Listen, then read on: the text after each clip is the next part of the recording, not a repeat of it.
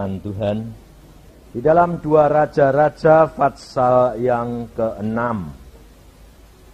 2 Raja-Raja pasal 6. Pada hari ini kita belajar akan firman daripada Tuhan,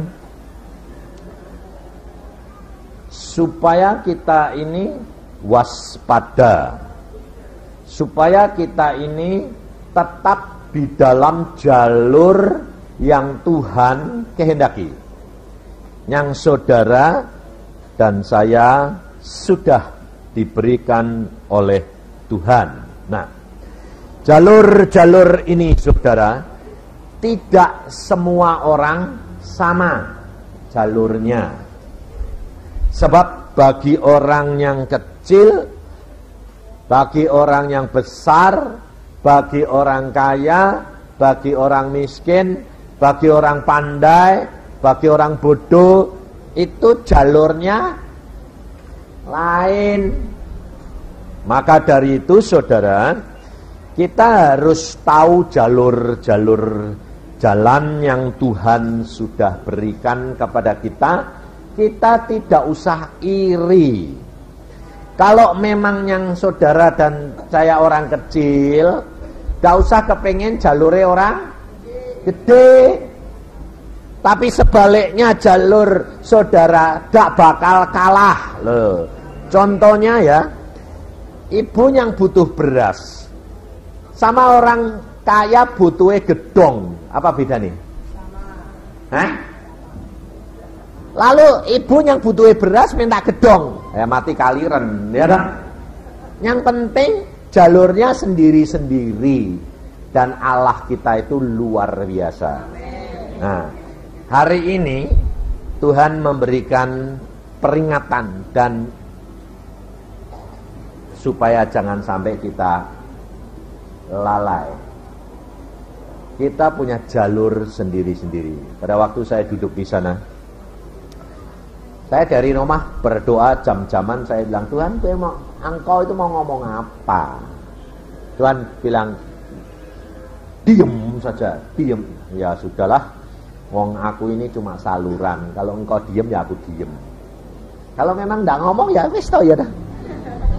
Mungkin pun sembayang terus toh. Lah ya dah, aku orangnya enggak peduli kok. Meskipun dijadwali saya mau khotbah, tapi kalau Tuhan tidak ngomong, ya saya diem. Saya orangnya tidak pusing kok. Kenapa? Lah aku tidak cari nama, aku ya tidak cari duit kok. Pokoknya terserah. Kalau Tuhan ngomong, ya ngomong. Tuhan diem, ya diem. Lah ya dah. Lah aku kan cuma kacungi. Lah Tuhan ini ngomong apa? Aku ya meneng aja. Aku nongkrong dari situ.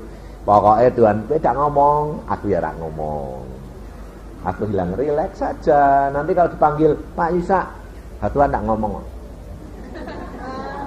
Nah, ternyata dia berkata, ingatkan, peringatkan, suruh waspada.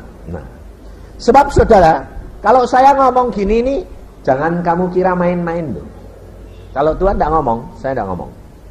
Jangan saudara kira, oh ya mungkin toh Pak, kalau disuruh khotbah masa tidak ngomong, nah, khotbah apa saja dong. Loh ya, saya tidak mau. Apalagi ini persekutuan kecil gini. Waktu saya salah satu kota, saya KKR yang datang ribuan. Baru ngomong 10 menit, Tuhan bilang, stop, saya turun. Stop, besok balik kalau mau, enggak apa-apa. Saya pulang. Saudara percaya enggak? Ini pernah terjadi. Karena Tuhan berkata, berhenti bicara. Aku ya bilang, Tuhan berkata berhenti saya. Baru 10 menit berhenti. Pulang, saya bilang. Orang bengong. Ada apa? Ada tahu, saya bilang Tuhan suruh berhenti ya berhenti. Ngomong suruh pulang saya. Besoknya datang enggak 2 kali lipat. Sebabnya apa? Kepengen tahu ada apa. Saya sampai bingung, saudara. Ternyata itu ganti nih. Ya harus ganti. Oh ini suruh ngantongnya tak kantong. Oh, enggak urusan, saya itu enggak pernah enggak urusan.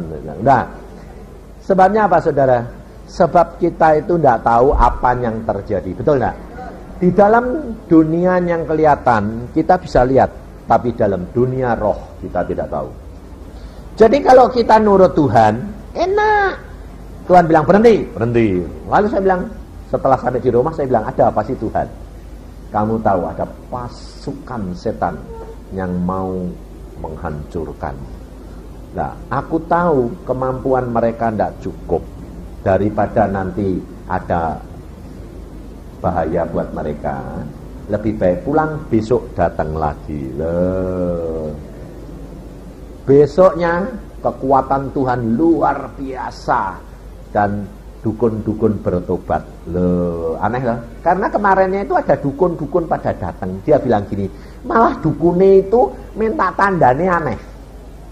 Kalau memang itu hamba Tuhan yang ngerti, peka, coba aku mau lihat dan aku mau lihat mujizat, suruh berhenti khotbah. Belum kurang ajar kan? Nah, Tuhan itu kok lucunya kok nuruti dukun. Karena apa? Karena Tuhan tahu orang itu memang benar-benar mau tobat. Dia tahu kalau setan itu kalah sama Tuhan. Tapi dia mau minta tanda diwali. Kalau memang Tuhan engkau maha kuasa, hambamu itu suruh turun, suruh berhenti ngomong, aku bertobat. Malah lucu toh, seolah-olah kan Tuhan kalah, betul enggak? Tapi nyatanya Tuhan itu mau dia bertobat. Dia malah, Tuhan itu rendah hatinya, saya dibuat korban. Lah berhenti khotbah kan dimaki orang. Ini pendeta apa ini? Bener enggak? Tapi saya tidak peduli. Saya bilang, saya kan cuma saluran berkat, saya kan cuma pipa leden. Lah tek kerannya ditutup, lah buat apa? Ngosos angin tok, betul enggak? Ngapain? Pusing amat. Nggak dipanggil, ya nggak apa-apa. Wong aku memang jongose Tuhan, bukan jongose manusia. Lah ya dah. Maka dari itu saudara, belajar. Kita punya jalur sendiri-sendiri. Orang tidak percaya, nggak apa-apa. Orang maki-maki biasa. Lihat di dalam 2 Raja-Raja. Maka ini peringatan dan saudara perhatikan dan renungkan. Sebab saya tidak tahu mengapa Tuhan memberikan firman ini untuk memperingatkan saudara. Di dalam 2 Raja-Raja pasal 6 mulai ayat yang ke-24. Nanti saudara baca semua, saya hanya petik-petik saja. Sesudah itu Ben-Hadad Raja Aram menghimpunkan seluruh tentaranya lalu maju mengepung Samaria. Maka terjadilah kelaparan hebat di Samaria selama mereka mengepungnya. Sehingga sebuah kepala keledai berharga 80 sekal perak dan seperempat pap tai merpati berharga 5 sekal perak. Nah, lalu suatu kali ketika Raja Israel berjalan di atas tembok, datanglah seorang perempuan mengadukan halnya kepada raja sambil berseru, tolonglah ya tuanku raja. Jawabnya, jika Tuhan tidak menolong engkau, dengan apakah aku dapat menolong engkau? Dengan hasil pengirikan kah atau hasil pemerasan anggur? Kemudian bertanyalah raja kepadanya, ada apa? Jawab perempuan ini berkata kepadaku, berilah anakmu laki-laki supaya kita makan dia pada hari ini, dan besok akan kita makan anakku laki-laki. Jadi kami memasak anakku dan memakan dia. Tetapi ketika aku berkata kepadanya pada hari berikutnya, berilah anakmu supaya kita makan dia, maka perempuan ini menyembunyikan anaknya. Tatkala raja mendengar perkataan perempuan itu, dikoyakkannya pakaiannya, dan sedang ia berjalan di atas tembok, kelihatanlah kepada orang banyak bahwa ia memakai kain kabung pada kulit tubuhnya. Lalu berkatalah raja, beginilah kiranya Allah menghukum aku bahkan lebih daripada apa itu, jika masih tinggal kepala Elisa bin Safat di atas tubuhnya pada hari ini. Lalu ayat 33. Selagi ia berbicara dengan mereka, datanglah raja mendapatkan dia. Dia ini adalah Elisa. Berkatalah raja kepadanya, sesungguhnya malapetaka ini adalah daripada Tuhan. Mengapakah aku berharap kepada Tuhan lagi? Perhatikan saudara. Pada ayat yang ke-26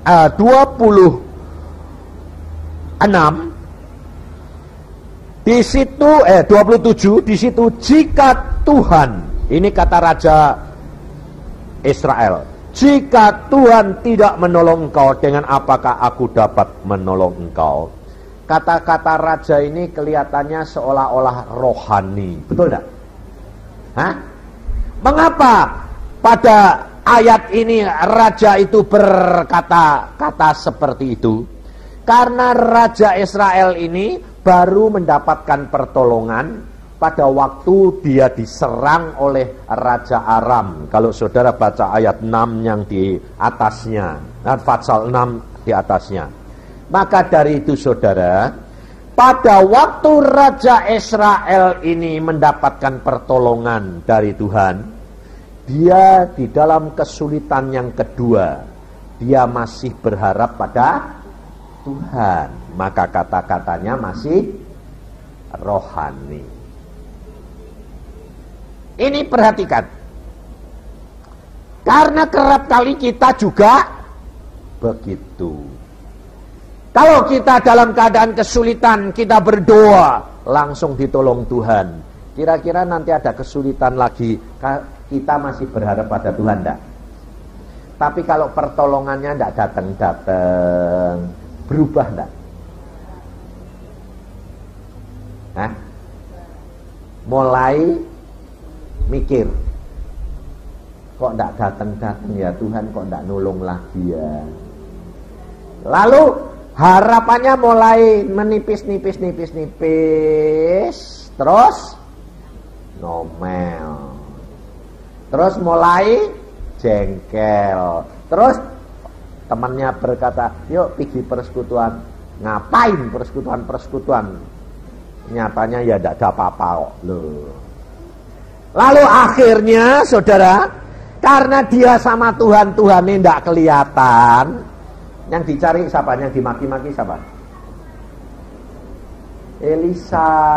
Elisa hamba Tuhan. Loh.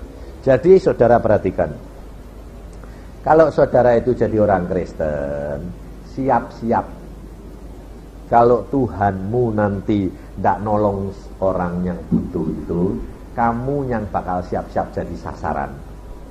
Contohnya apa? Kalau ada demonstrasi, kalau ada perlawanan dari orang-orang, dia ngelawan presidennya tidak berani, yang dibakar apanya? Hah? Bonekanya loh. Boneka yang dikasih nama presiden, nama pemimpin-pemimpin yang dilawan itu, betul enggak? Lalu dibakar loh. Nah, saudara hamba-hamba Tuhan itu bonekanya siapa? Hah? Allah dah. Lah saudara orang Kristen ini bonekanya siapa? Yesus dah. Nah, jadi kalau dia jengkel sama Yesus, Yesusnya tidak kelihatan, pasti kamu yang bakal dibakari enggak? Hah? Kamu yang bakal kena akibatnya enggak? Lah, kamu ini sudah siap belum? Belum. Nah, hati-hati. Sebab itu sudah ada gambarannya dan Tuhan sudah memberi contoh. Raja Israel ini di dalam kesulitan yang kedua dia dikepung, kemudian malapetaka terjadi, lalu kelaparan terjadi. Dan kelaparan ini tidak seperti kelaparan yang ibu tadi saksi, dia minta beras entek. Kelaparan zaman ini itu tidak ada orang yang punya lagi. Karena apa? Sampai anaknya dipotong, dimakan itu kira-kira sudah, kelaparan itu sudah kelewatan enggak?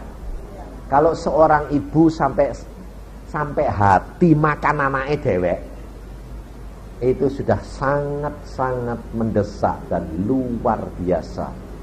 Biasanya ibu itu anaknya biar hidup, dia mati tidak apa-apa, betul tidak? Tapi ini kebalik, anaknya dimasak dewek. Ini sudah kelewatan sekali. Nah, pada waktu raja menghadapi kenyataan begini, raja sudah tidak tahan lagi.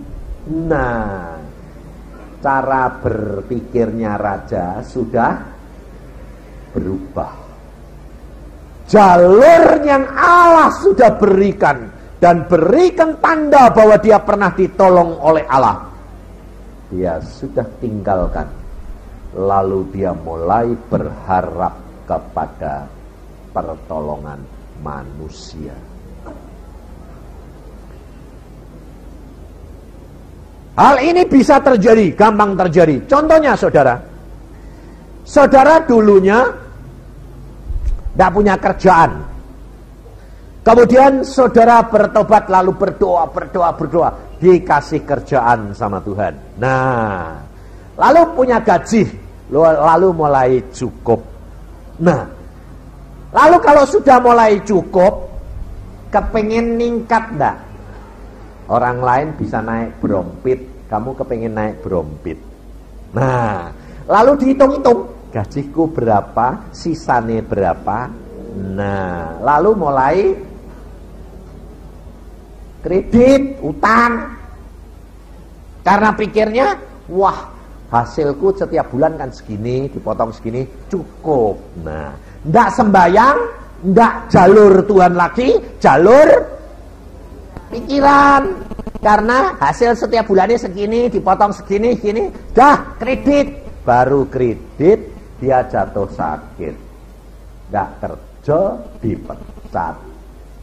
Utangnya tambah, kelaparan rumah tangga tambah, masalahnya tambah, teriak-teriak sama Tuhan. Loh Tuhan, kok gini? Salahnya siapa? Hah?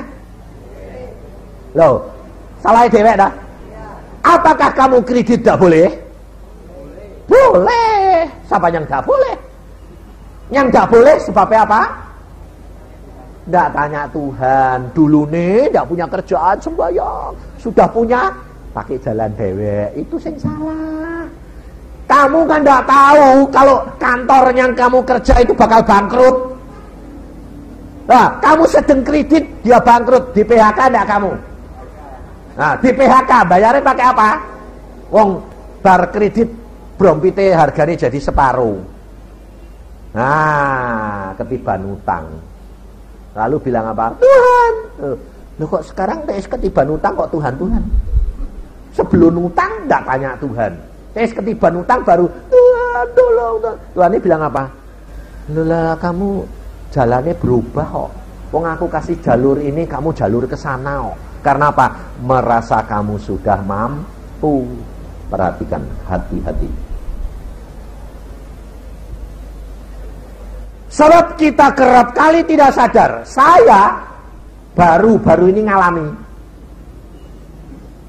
Saya ngalami. Jadi jangan kira kalau saya hamba Tuhan itu kadang-kadang tidak menceng. Oh, tidak terasa saya menceng.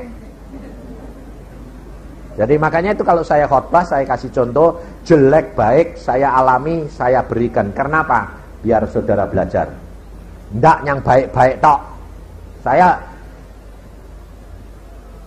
Mantu saya pulang dari Belanda. Dia kerja. Anak saya perempuan belum pulang, baru nyelesain tingkat ujian akhir. Lalu suaminya bilang gini, "Pak, aku kepengen kalau nanti Iin pulang sudah punya rumah." Nah terus bagaimana kalau saya kredit rumah? Oke, saya sembahyang dulu. Saya sembahyang. Tuhan, ini mantuku mau kredit boleh enggak? Tuhan ngasih rema. Oke. Wah, aku enggak berani loh Tuhan. Aku yang nanggung. Ya. Langsung saya dapat rema gitu, mantu saya tak dorong. Ambil, cepat, Tuhan sudah oke. Wah. Mantu saya langsung bilang, oke Pak, oke.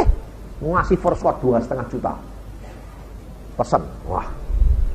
Setelah first quote diberikan, saya tidak ada sejahtera. Loh, kok sejahtera hilang? Wih, saya cari ini, wah, langkahku salah ini. Wah tuh, Tuhan salahku di mana? Tuhan bilang apa? Tergesa-gesa. Loh, engkau kan sudah ngomong oke toh? Oke. Tapi kenapa kamu udah tanya kapan? Kok kamu sudah melangkah? Waduh, ya salah Tuhan, mateng aku. Akhirnya saudara tahu, waktu 1 bulan suruh mengadakan uang 30 juta, gak bisa. Saya bilang, waduh salah Tuhan. Padahal saudara tahu, Tuhan itu sudah memberikan saya ini. Itu akan nutup dia. Macet semuanya. Karena apa? Tergesa-gesa. Kenapa tergesa-gesa? Sebab pikiran saya, oh ini itu pasti masuk. Loh. Jadi itu harap sama Tuhan atau harap sama pikiran kita sendiri? Hati-hati saudara. Akhirnya saya bertobat, saya bilang, Tuhan ampuni saya. Saya temuin mantu saya. Maaf, saya yang salah. Loh, salahnya di mana? Tergesa-gesa. Tuhan bilang. Konsekuen. Lah terus piye? Pah ini. Ya wis toh, first quote hilang 2,5 juta. Wah ya eman. Lah wis piye? Salah ya mesti bayar toh. Bayar saudara, hilang. Nah, hati-hati. Firman Tuhan mengajar kepada kita jalur yang Tuhan sudah berikan. Persekutuan di sini ini, saudara dididik segala sesuatu hanya lutut. Betul enggak? Ini lain. Saya sedang duduk di sana, Tuhan berkata, ingatkan mereka lutut. Itu kuncinya. Orang kecil jangan tinggalkan lututnya, harapnya. Kamu mau bangun, kamu mau apa, bukan urusan. Tuhan bisa memberkati kamu bermiliat-miliat, ratusan juta. Tetapi jangan lupa, jalur ini jangan dirubah. Lutut. Jangan berharap gini, oh aku bangun, oh sudah ada yang janjiin, ini bakal nutup. Hati-hati. Sebab manusia bisa berubah. Maka dari itu Tuhan mengingatkan kepada kita, jangan berubah jalur. Sebab kalau tidak, kamu akan dihadapkan kesulitan. Dan kesulitan itu akan membuat kamu menderita. Dan kamu harus membayar harga itu. Nah, apa yang saya alami? Saya baru salah sedikit saja sudah sadar.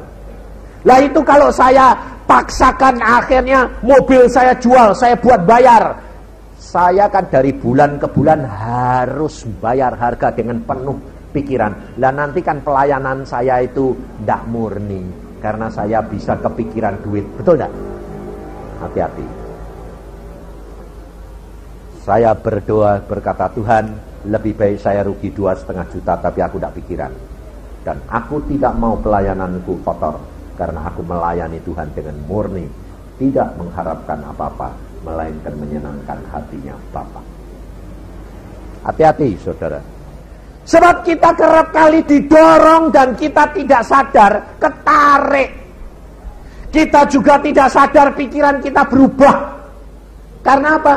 Karena situasi, kebutuhan. Waduh, sudah sesek. Jemaatnya kebanyakan, jadi mesti gede. Wah, hati-hati saudara. Sebab ini semua milik Tuhan, dan semuanya harus melalui lutut kita. Hati-hati. Jangan berubah pikiran. Jangan berharap kepada manusia, tetapi sadar dan kembali. Perhatikan ayat ini. Nah, jalur yang saudara dan saya harus ambil, karena ini jalur sama dengan ayat-ayat yang dihadapi oleh orang Israel. Mereka dikepung oleh Raja Aram, tidak mempunyai kemampuan untuk mengatasinya. Tidak ada yang dapat menolong mereka kecuali Tuhan. Maka Raja Israel dia pergi mencari Elisa. Buat apa dia mencari hamba Tuhan? Mau dibunuh karena apa? Karena kecewa. Tetapi perhatikan, Tuhan tetap menghendaki jalur ini terjadi. Meskipun raja ini tujuannya mau membunuh Elisa, tetapi Allah tetap memakai jalur ini supaya raja tetap mendengar firman Allah. Apa yang Tuhan firmankan? Pasal 7 ayat pertama. Lalu berkatalah Elisa, dengarlah firman Tuhan. Loh, saudara perhatiin. Pertama kali waktu raja ini mau datang, Elisa takut enggak? Nah, takut, perhatiin. Ayat yang ke-32.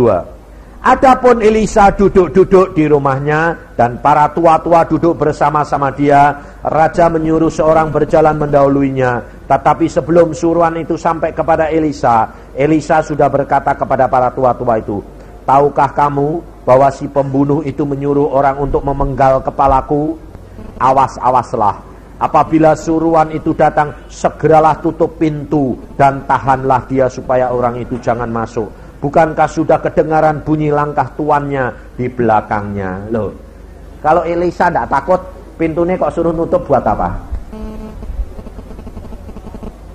Saudara tahu, Elisa sendiri pun gentar menghadapi raja ini karena dia sudah mata gelap.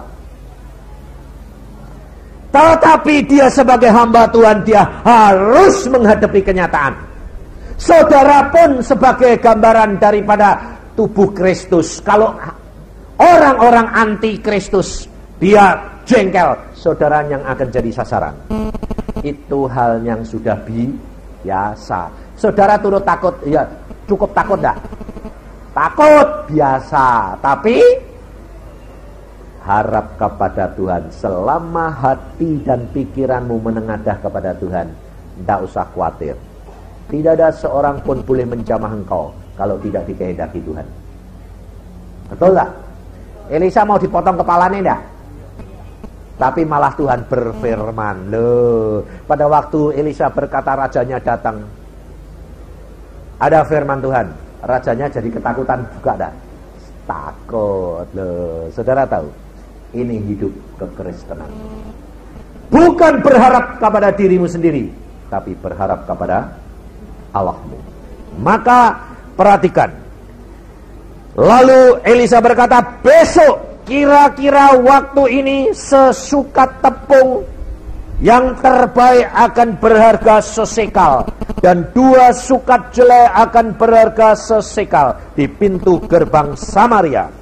Tetapi perwira yang menjadi ajudan raja menjawab, abdi Allah katanya, sekalipun Tuhan membuat tingkap-tingkap di langit, masakan hal itu mungkin terjadi? Saudara perhatikan. Pada waktu Elisa mengatakan hal ini, masuk akal enggak? Hah? Tidak masuk akal.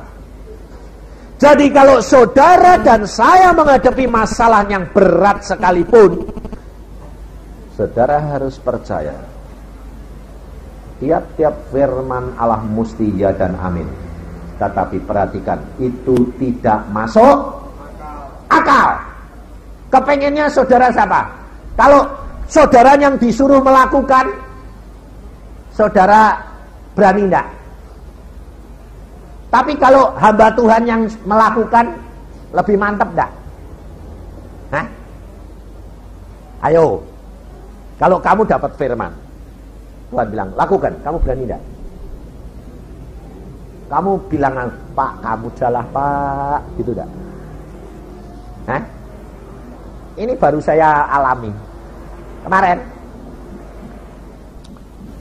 ada seorang datang lalu bilang, Pak, saudara saya itu di rumah sakit itu 6 bulan. mati ndak, hidup ndak. Dia sudah ketemu Tuhan Yesus, sudah dipuji Tuhan, bahkan diberikan jubah putih, tongkat dan mahkota. Tapi dia ndak mau karena masih mikiri anaknya mbek suamine. Kasihan Pak, wong miskin 6 bulan rumah sakit kan bayari terus. Saya ini mau masuk sembahyang karena mau bawa firman. Sebentar saja Pak. Lalu saya duduk, saya bilang, kamu jangan ngomong. Ngomong apa? Omongi. Minta ampun, bertobat. Minta ampun. Dan suruh berdoa begini. Tuhan Yesus, ampuni aku. Tolong aku dan bebaskan aku Tuhan. Ngomong, beres. Nanti dia pulang bersama dengan Yesus. Tidak bisa sembuh, tidak. Dia harus pulang. Denny. Denny ini juga nakal. Pak, Tuhan suruh enggak? Sesuk. Besok Tuhan ngomong sama dia. Sesuk telat. Wah, telat ini. Aku bilang enggak apa-apa, biarin. Biar praktek. Ternyata saudara ini ngomong sama suaminya. Pak, aku enggak berani kok. Suaminya bilang, "Yos aku Lalu dibisiki, ting. Apa terjadi? Tinggal persekutuan. Pulang dari persekutuan, sudah pulang. Kok gampang ya? Gampang enggak? Lo cuma diomongi, gampang enggak? Kalau itu firman Tuhan. Jangan nanti sembarang wong mbok omongi. Radadi. Ngerti. Jadi saudara itu harus tahu bahwa setiap firman Tuhan tidak masuk akal. Tapi kalau kamu percaya, pasti terjadi. Nah, karena apa? Karena Allah kita yang punya langit dan bumi. Dan ini dalam dunia apa? Dunia roh. Kenapa ini saudari orang tua ini di rumah sakit kok mati ndak, hidup ndak? Karena dia sudah ditawari Tuhan, dibawa diajak pulang, ndak mau. Tuhan bilang, ya sudah, bayar 6 bulan. Nah, waktu saudara ini saya kasih tahu, kamu ngomong, dia bilang apa? Wong koma Pak, ndak bisa dijak ngomong. Saya bilang, kamu bukan ngomong sama dia, kamu ngomong sama jiwanya. Saudara percaya? Jadi orang koma itu bisa diomongi. Jadi makanya itu kalau ada orang koma, jangan ngerasani ya. Ini orang mati ora, urip ora, pasti dosane dhisik akeh. Aja ngerasani. Enak-enak kok ya, jangan kerasani, rohnya, jiwanya denger. Tapi ini pengalaman nyata. Nyatanya apa? Di rumah sakit. Di rumah sakit dokter muda ini kurang ajar. Dokter rumah sakit itu nakal-nakal karena bukan anak Tuhan. Kurang ajar kerap kali. Ada seorang ibu koma. Lalu dokter ini jengkel sama suami ini. Nah, suami ini pergi, dia mbek dokter lain, mbek suster ngomong gini, wong orang wis mati ngene kok, sebentar lagi mati ngene kok, diributi. Wah, terus ngomong yang enggak macam-macam, ngerasani orang ini. Karena menurut dokter sudah bakal mati. Memang koma, sudah berbulan-bulan. Nah, dokternya pulang, besoknya ibu ini didoakan hamba Tuhan sadar, bangun, sembuh.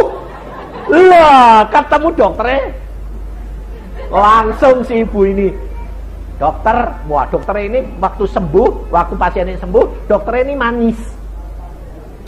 Bagaimana Bu? Kok jadi sehat lagi ya? Padahal kemarin dirasanya habis-habisan.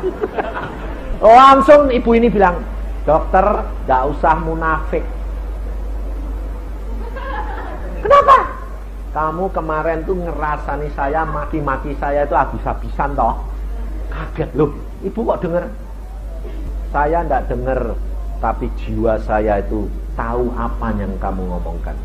Karena Tuhan membuka telinga saya dengar kamu.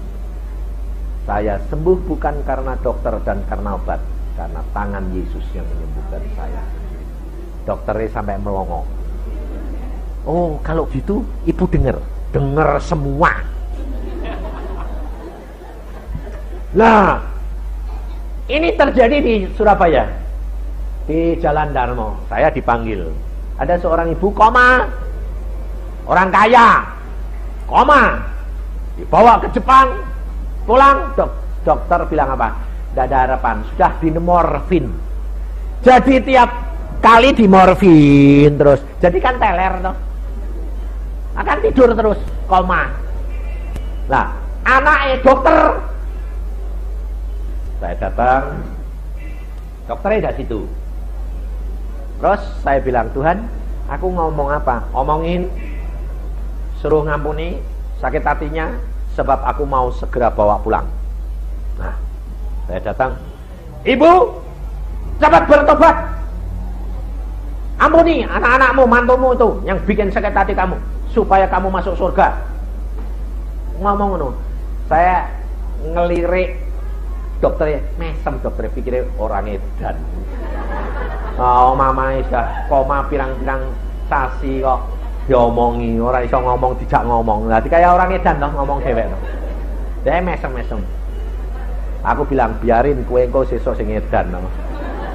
Nah, setelah saya ngomong, saya pulang, sudah Pak, sudah selesai. Bagaimana? Tidak tahu. Besok ibu ini bangun, infusnya dicopot, oksigennya dicopot, duduk. Aku minta makan, lapar. Anak-anaknya dokternya datang, mama, loh, sembuh. Aku sehat, aku minta makan. Terus anaknya yang satu bilang, ma, dia bilang mau ngasih tahu kalau mamanya suruh ngampuni. Ma, ampuni ya ma anak-anakmu. Ora usah khotbah meneh. Aku sudah dengar. Itu kan omongannya pendeta kemarin toh. Dokternya bilang, hah? Mana pendeta kemarin ngomong ngapa dengar. Makanya aku sekarang bangkit karena omongan dia saya lakukan. Dan Tuhan bilang sembuh 3 hari cukup. Habis itu ngomong-ngomong pulang. Bar cerita mbak anaknya, mangan cerita mbak anak cucu. Hari ketiga, wes bar ya, Ben angkat mati. Tidak tahu. Lalu anaknya bilang, Pak, kok cuma 3 hari sih Pak? Lumayan 3 hari. Coba, pada waktu aku datang ya sudah tak tanya iyo. Rela? Ya Pak, daripada menderita. Lah ya wis toh. Ngomong rela, saya ini dibangkitke 3 dino lumayan toh, bisa ngobrol meneh. Lu betul enggak? Kok malah meneh lu kok cuma 3 dino Pak. Sudah itu 3 hari saja lumayan no. Bisa ngobrol-ngobrol. Ya bisa tanya-tanya toh ya pesen apa gitu toh. Timbang bablas. Maka dari itu saudara perhatikan, firman Tuhan tidak pernah masuk akal, tetapi firman Tuhan ya dan amin. Maka perwira itu dia tidak percaya dan tidak akan menikmati hasil. Dan dia kalau saudara baca, dia akan mati diinjak-injak oleh rakyat. Karena apa? Karena dia tidak percaya akan firman Allah. Maka dari itu jangan berubah setia. Jalur yang kau sudah diberikan oleh Allah itu tetap pakai. Sebab Allah menunjukkan pertolongan datang bukan dari orang manusia, tapi pertolongan datang Allah menjawab dari Allah dengan caranya Allah. Coba perhatikan. Allah memakai Elisa mengatakan besok Harga tepung murah luar biasa. Raja berkata, tidak mungkin. Allah berkata, mungkin. Caranya bagaimana? Dia menjawab dan dia melakukan firman-Nya. Melalui apa? Melakukan firman-Nya. Mendatangkan berkat untuk bangsa Israel. Melalui siapa? Baca.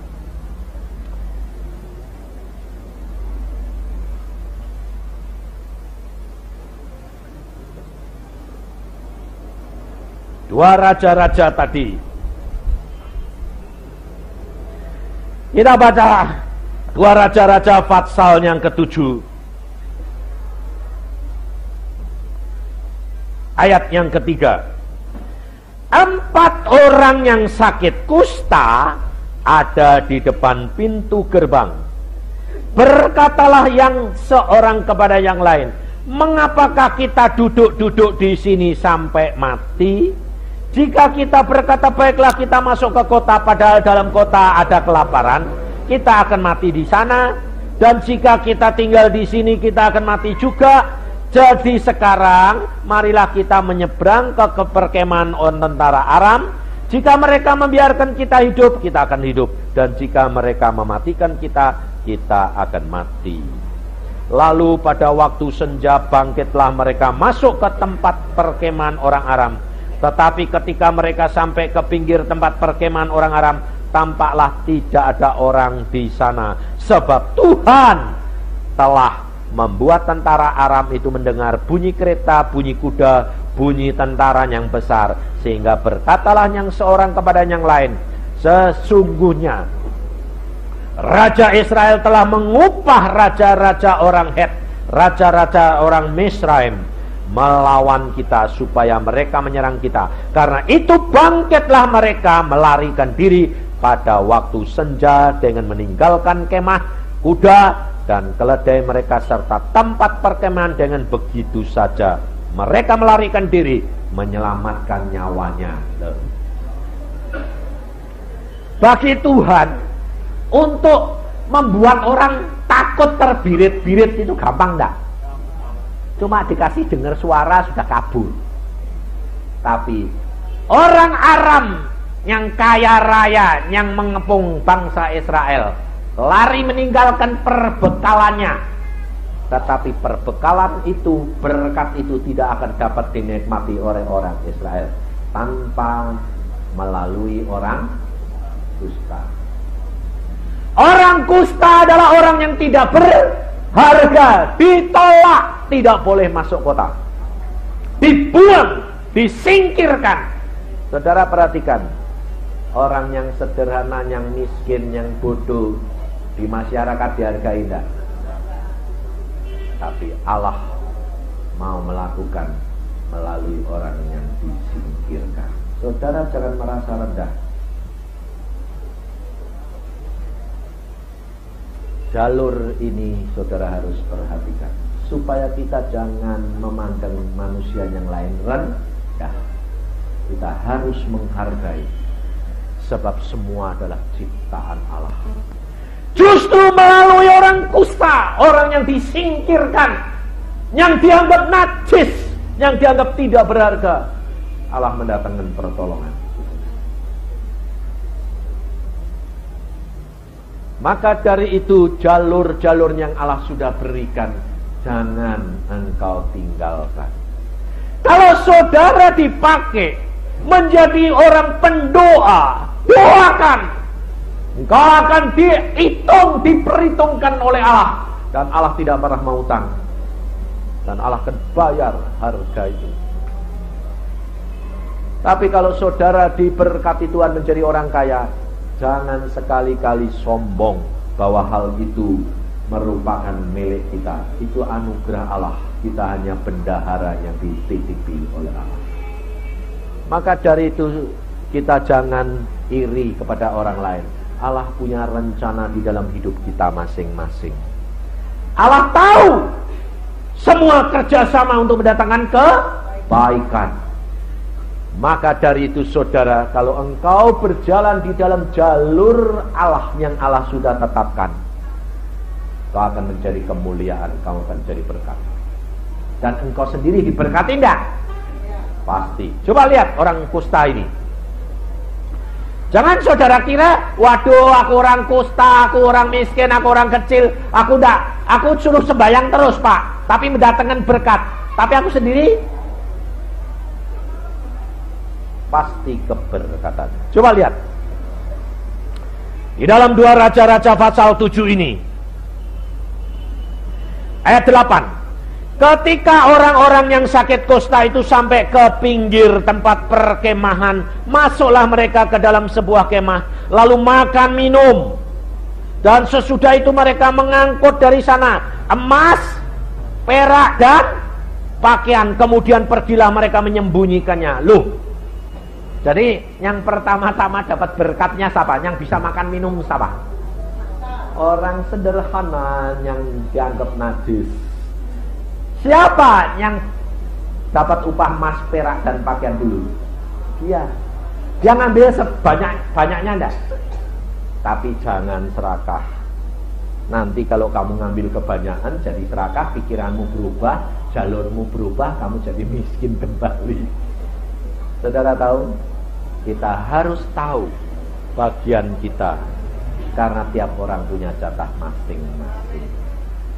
Kalau engkau tetap di jalur itu, Allah tidak pernah meninggalkan kamu. Kamu tetap pasti diberkati. Gak bakal kamu kekurangan.